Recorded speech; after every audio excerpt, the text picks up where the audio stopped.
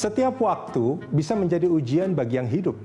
Sepanjang 2020 berbagai peristiwa yang bisa dibilang menjadi ujian itu terjadi di negeri ini. Di antaranya menjadi perhatian publik. Newsbuzz mencatat beberapa di antaranya. Pertama tentu saja pandemi COVID-19 yang belum selesai. Dimulai di awal Maret ditemukan 2 kasus COVID-19.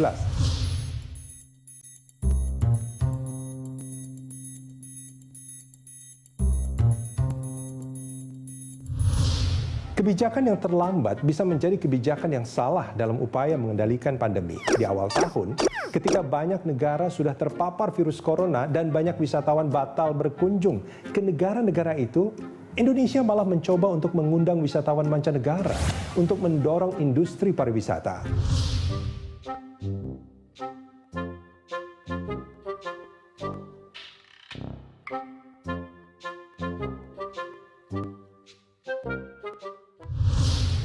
Kebijakan PSBB transisi dan berbagai variannya yang terjadi di berbagai daerah menjadi kontroversi dan dianggap para ahli tak signifikan dalam upaya pengendalian pandemi. Belum lagi kebijakan gas rem yang seolah lebih banyak gas daripada rem karena alasan ekonomi. Dan di tengah pandemi pula, kerumunan yang dilarang tetap terjadi.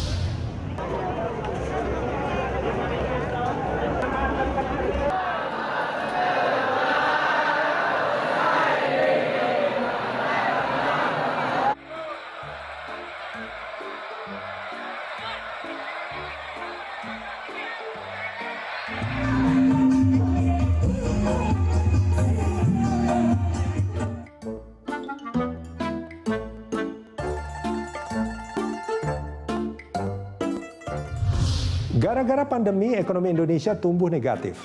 Terjadi gelombang PHK di berbagai sektor dan industri. Dan banyak pengusaha kecil, UMKM, dan pedagang yang tersiok-siok menjalankan usahanya.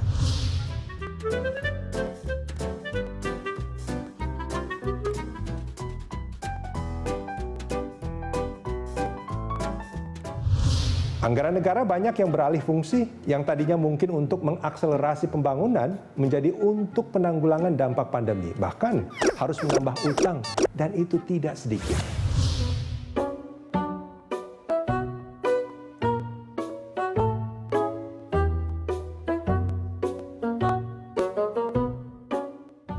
Di tengah pandemi dan berbagai kesulitannya itu pula, Menteri Sosial ditahan KPK karena disangka korupsi dana bantuan sosial. Padahal, dana bansos itu untuk orang miskin yang terdampak pandemi COVID-19.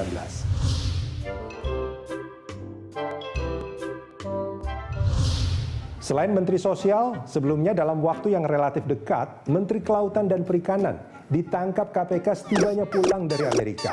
Dia disangka korupsi dalam kasus ekspor benih lobster, sebuah kebijakan yang ditolak Menteri Kelautan dan Perikanan sebelumnya.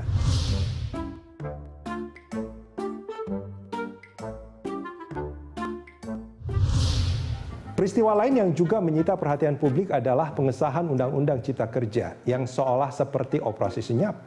Omnibus Law yang merangkum lebih dari 70 undang-undang itu rampung dalam waktu yang relatif singkat dengan berbagai kontroversi dan terjadi demonstrasi besar di mana-mana.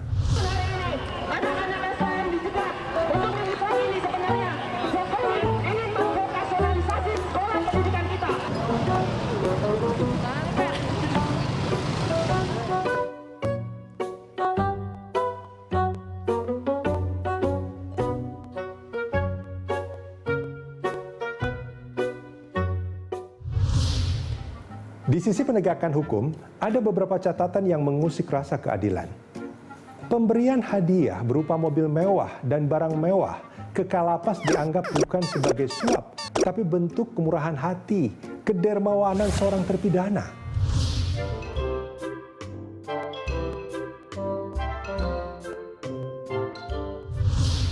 Ada juga kasus penganiayaan seorang warga sipil oleh 11 oknum TNI yang vonisnya dinilai terlalu ringan. 1 orang dipecat dan lainnya hanya menjalani kurungan sekitar 1 tahun 2 bulan.